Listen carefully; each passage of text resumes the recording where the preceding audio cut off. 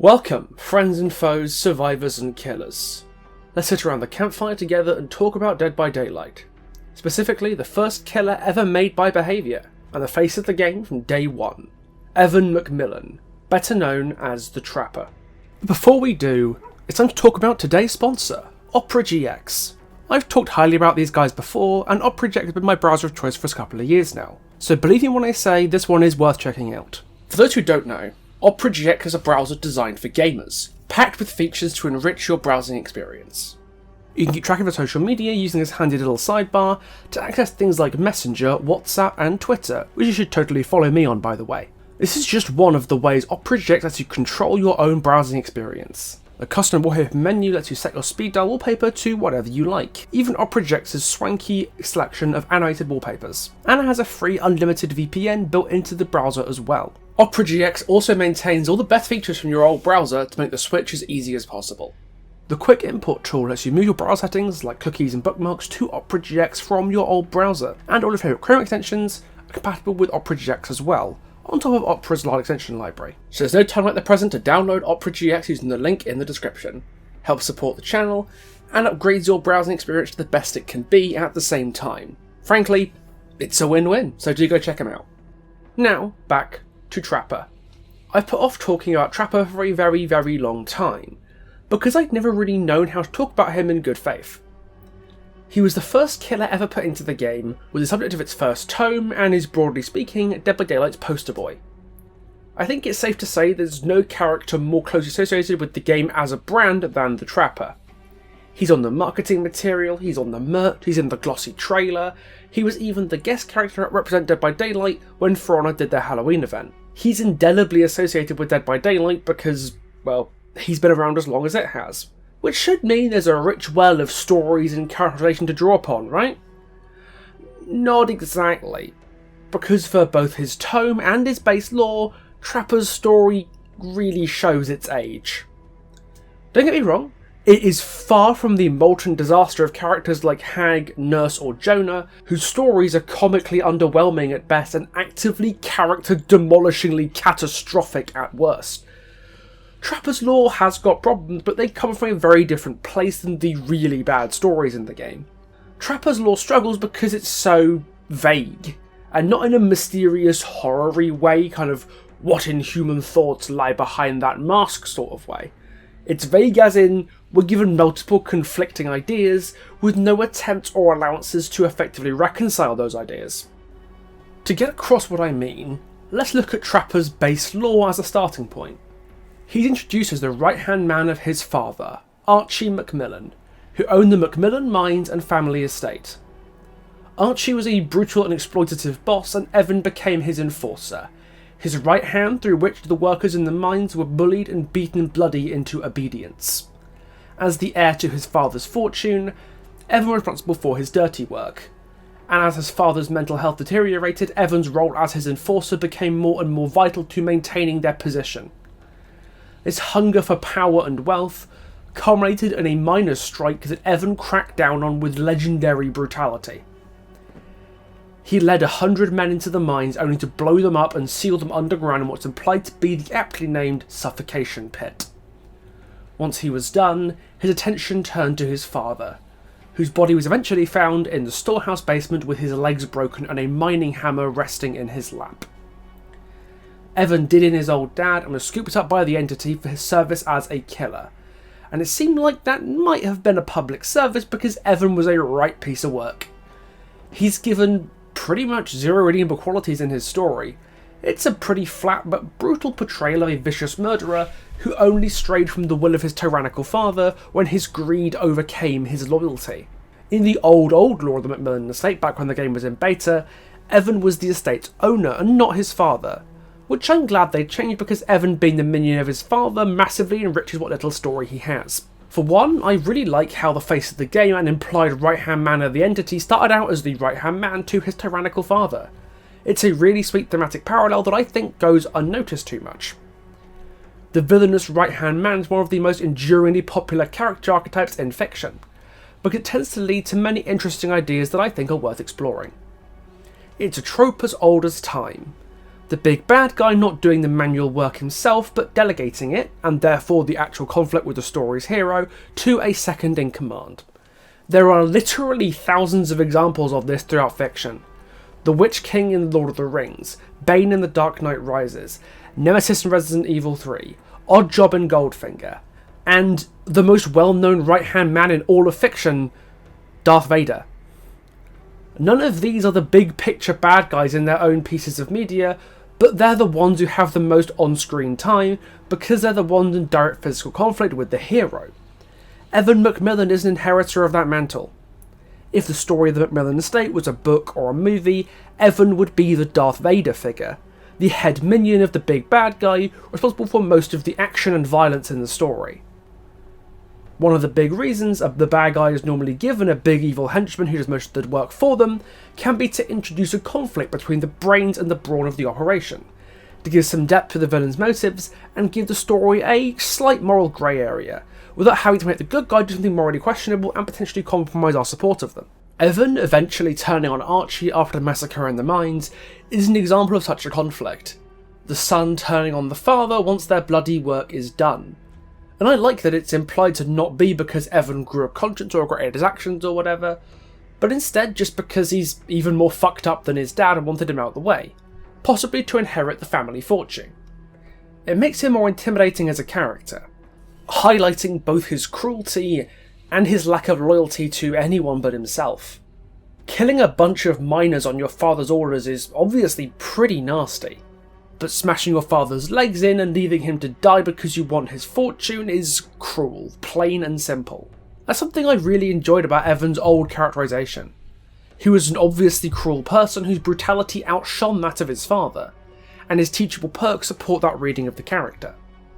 Agitation in particular suggests that Evan's cruelty and eagerness to cause harm exceeds merely doing his job and following his father's instructions. He loves his work and is keen to cause much pain as he can. It also explains some of Evan's more obviously evil design elements, such as the mask that, according to the Leatherface trailer, is made out of bone, and the use of bear traps as weapon of choice. But your leg! It's caught in a bear trap! Have you ever been caught in a bear trap? It's not a pleasant experience, and Evan using them tells us a few things. First of all, a trap is a symbol of one's territory, which fits as the weapon of a man defined by protecting his and his father's business and keeping everyone else away from his father's fortune. It's also incredibly cruel and painful. Foothold traps, the general term for what Dead by Daylight calls a bear trap, have been very controversial in recent history and are banned in many parts of the United States out of animal welfare concerns. There have been famous cases of these traps putting animals in so much pain they'll chew off their own legs to escape once they get caught in one. And the idea of using them on humans in the present day is pretty abhorrent, not to mention kind of archaic. For those who aren't aware, the foothold trap was originally invented in the UK in the 1600s to protect the estates of wealthy landowners from poachers going after the animals on their land, but were repurposed into animal control traps in other parts of the world to deal with wildlife like coyotes, beavers and obviously bears that don't exist over here.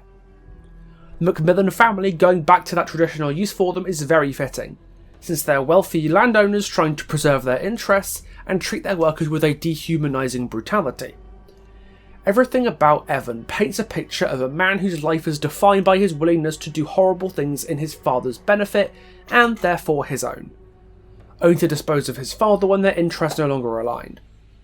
In a game where almost all the early killers were at least pretty sympathetic, having Evan as a remorseless and barbaric killer was quite nice as a simple and loathsome individual worthy of being afraid of, a suitable right-hand man for a cosmic horror from beyond reality. However, everything changed when Tome 1 Awakening came out, and Trapper was the first killer to get an expansion to his lore in the form of the story Blood, Brass and Grit, which as a title goes unbelievably hard, by the way. Fucking love that name. Don't love the story though, or at least I don't love what it did to Evan's established character. Blood, Brass and Grit chooses to focus on his upbringing as a young man under Archie's watchful eye, and it chooses to humanise Evan a lot more by focusing on how his father's actions turned him into the man we see in Dead by Daylight. And while I respect what this story tried to do, I don't think it worked too well in application. The big problem I had with Blood, Brass and Grit was how it depicted the relationship between Archie and Evan, and how that affects the way we see Evan. Archie Macmillan was not a nice man, to put it lightly. He was never exactly an angel in the base lore, but the details of his abusive relationship with his teenage son are put on full display in the tome. Archie being cruel to his employee was already a known factor, and extending that cruelty to his son is pretty natural and not out of character for the guy at all. He beats the workers in the mines on the regular, with Evan describing him as abusive and violent, and that carries on to how he treats his son, apparently breaking his jaw one year just for answering back. Archie is a thoroughly messed up man, and the crux of the story is Evan having to deal with the complex emotions surrounding his abusive father as he learns more about the circumstances behind his uncle and mother's deaths. This idea is good. Really good, actually. People are very rarely horrible simply because they're horrible. Yes, randomly terrible people do exist, but Evan living with an absolutely tyrannical father known for violently abusing anyone who crosses him naturally pushes the story towards Archie abusing Evan, making the cruel man he would grow into the product of his father's abuse. But I don't think this plot point was well handled at all, and results in Trapper's lore completely breaking down because it tries so hard to humanise Evan it starts to miss the point of who he was to begin with. Evan's defining trait in his base lore is his uncompromising adherence to his own personal interests, and it's something that's completely lost in translation. Evan is almost completely unrecognisable in this tome, which I guess is kind of the point, because it's meant to showcase the damaging effect Archie's influence had on him. But the transition is too stark, and doesn't give us enough to tie the Evan we know in Dead by Daylight to the Evan that's presented to us. Throughout most of the story, Evan is presented as an unambiguously good person, trying to do the best he can for his father's employees while trying to avoid his wrath. There's never any sign of the cruel and vicious man Evan would grow up to be, which makes us question if the person we see in front of us is really the Trapper we all know and love. Before I go on, I want to reinforce I do get what they were trying to do here, emphasis on trying, but I just think the differences are totally irreconcilable. The story is trying to sell us on Evan's deep internal conflict between his father and the workers, but let's be completely honest here, what's his father offering him? What's his father actually done for him that would allow Evan to feel anything for him other than contempt? The story pretends there's an equivalency between a father who beats him and his employees, forces him to be cruel and violent to those employees as well, is implied to have killed not just his own brother, but his wife and Evan's mother, all of which Evan knows about, and a group of workers forming a union so they can stop getting beaten up so much. Like, I don't understand where the story expects to pull some conflict or equivalency from, because there just isn't one. Admittedly, abusers, especially parents, are known to guilt-trip their victims or attempt to cultivate Stockholm Syndrome to get them to stay with them, despite the victim having no tangible reason to do so. And that's what I think they were going for in this story. But that still requires the victim themselves to believe that they have a reason to side with their abuser, even if that reason isn't very good or as a result of the abuser's manipulations. Evan just doesn't, or at least if he does, the story doesn't show it to us. All we get when Evan is thinking of killing his father and taking over the mine is his love is bigger than his hate. He owes him too much. Owes you what, Evan? What does he owe you? It doesn't need to be anything big, it could be the promise of a great fortune, a connection to the mother you lost, or just a roof over your head. It doesn't matter, just tell us something you believe makes your dad someone worth this suffering for. We don't have to agree with the reason Evan ultimately picks his dad, but there has to be a reason that Evan himself believes. The closest the story gives us is the revelation that Archie found out about his son's sketches in the Union because Evan was sold out by some mine workers. But the fact that Evan takes this revelation at absolute face value really doesn't make sense to me. Evan knows his father lies. He suspects his father lies about the deaths of his wife and brother and changes his story constantly. I don't buy the idea that Evan believes his friends betrayed him based solely on the word of his father, a known pathological liar who has an obvious vested interest in keeping Evan close by his side. Maybe if Evan was a young child, this would be believable, but he's 14 and is clearly wise to his father's deceits at this point. It just feels like an insult to his and the reader's intelligence, if I'm honest. Blood, Brass and Grit fails because it wants to have its cake and eat it too. It wants to humanise the face of the game by giving him a tragic backstory and an abusive childhood, but doesn't put the work in to reconcile that with the character that already exists. That being said, there is one interesting little detail that I think could have made this whole story tick if they introduced it early on and really explored it for what it was worth. He smiled at Evan and knew what he wouldn't admit to himself. He enjoyed beating on that man, not because of the insult, not because he felt threatened, but because he felt powerful. This should have been the focal point of the story, if you ask me. If you want to make Evan a sympathetic character in his youth who lives in his father's shadow while still forecasting the cruel and violent man he'll grow up to become, this is how you do it.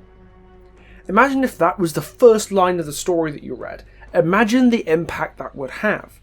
Archie proudly smiling at his son, knowing that no matter what Evan wants or tries to do, he's got the heart of a killer, and they both know it. Imagine how that would affect Evan's growth, knowing that he has the approval of the father he hates, because at the end of the day, they both know they're not so different from each other.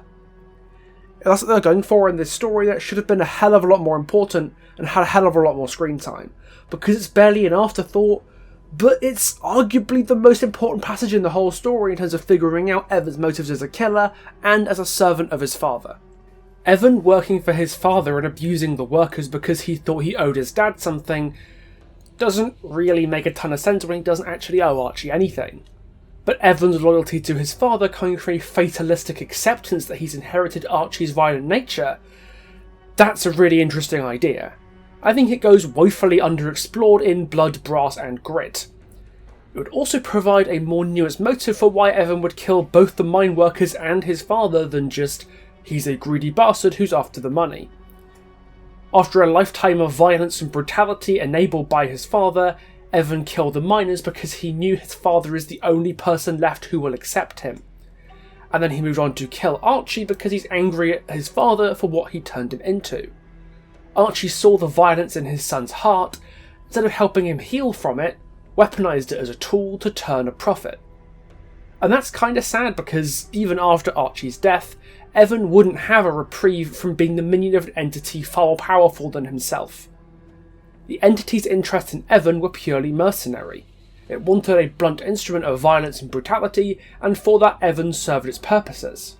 Much like Archie's interest in his son were only for his use as a blunt instrument. And just like how Archie's physical and emotional abuse of his son sculpted him into the enforcer he would become, the entity would sculpt Evan further with hooks and metal shards in his body to control him and torture him when he crossed the line. Fundamentally, I think Blood, Brass and Grit had the right idea, by creating a parallel between Evan's abusive father and his new master in the entity. But I think it got too fixated on how clever this comparison was and forgot this is meant to be Evan's story, not Archie's. It reminded me of the nurse's story in a way, but in reverse, because both stories disregarded the pre-established characters and directions to try to do their own thing and didn't do it well enough to justify that change in direction. Nurse's story threw away the Angel of Mercy style character that she used to be in favour of pushing down the historically accurate but character inaccurate eugenics angle that irreconcilably mangled her identity. And while Blood, Brass and Grit didn't do that quite as badly, the attempt to re-rail Evan's character into something more sympathetic forgot the brutality at the character's core that should have been the story's driving force. If you want to read a version of Blood, Brass and Grit that actually works and succeeds at giving the character some depth and introduces new themes without trampling over what was already there, read The Maiden Guard, the Plague's Tome story that I've already covered in a video. The Maiden Guard attempts to reconcile the Adiris we see in Dead by Daylight with the much more sympathetic character portrayed in her existing lore, and does so by introducing a personal conflict Adiris has to deal with clear stakes and a good reason to pick either side that makes her choice feel like an actual choice, and gets us emotionally invested in the outcome. All we needed from Blood, Brass and Grit was a little more tension. A choice for Evan to make between the workers and his father that actually feels like a choice. Not having that choice really mean anything robbed the story of any sort of emotional impact, beyond feeling bad for Evan's abuse. And while that feeling is obviously valid, it doesn't help us understand Evan as a character any more than we already did. If anything, it makes it more confusing. If they really wanted to commit to making Evan more sympathetic, there's a lot they could have done to further explore Evan himself, rather than make Archie's actions a focus of the story. Throughout, we learned that Archie beats his son, tries to get him to beat the workers, killed his wife and brother, and is contesting with union problems. But we really don't learn a lot about Evan himself, which is a problem when the story is meant to be about him. David is about to receive a second tome in the Ringu mid-chapter, meaning that Behaviour now seems to be fully committed to going back and revisiting characters and giving them a second tome.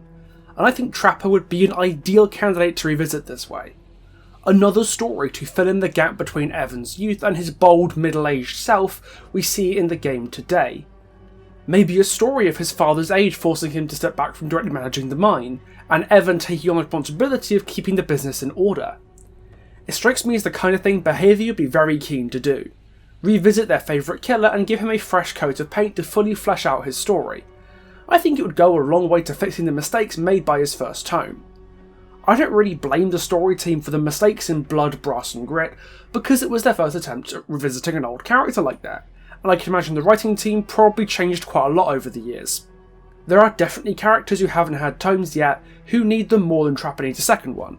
And since twins are next up on the docket, I'd love to see Oni, Deathsinger or Ghostface take their turns after them. But it's something to bear in mind. A revisit to Trapper's story once more is far from out of the question, and I for one am looking forward to it. Evan Macmillan is the face of Dead by Daylight and he's always deserved better, and I hope one day soon he might finally get it. Alright everyone, thanks for watching this little video on the Evan. If you enjoyed it, please consider liking, subscribing and ringing the notification bell so that you can catch future uploads. Big thanks to Opera GX for supporting this video, and do click the link in the description and the pinned comment if you want to upgrade your browsing experience today. While you're down there you can find a link to my merch store with these lovely cute t-shirt designs, and a link to my Discord, my Twitter, my Twitch, my Patreon and my Ko-fi if you feel like supporting the channel. That's all from me friends, and I will see you later. Ta-ta for now.